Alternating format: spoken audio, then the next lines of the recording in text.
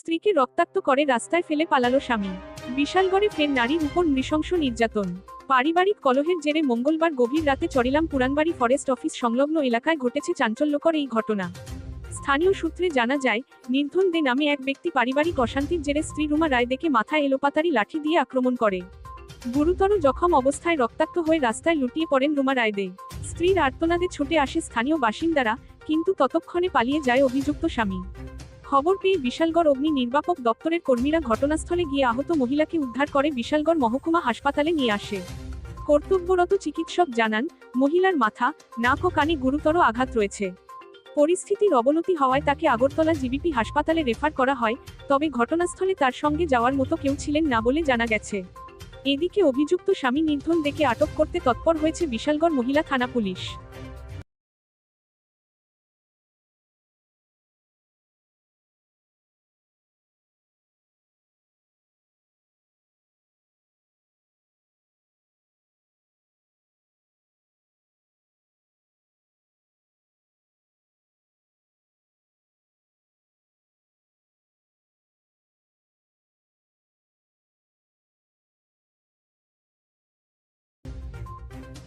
Bureau report, জনতার বার্তা।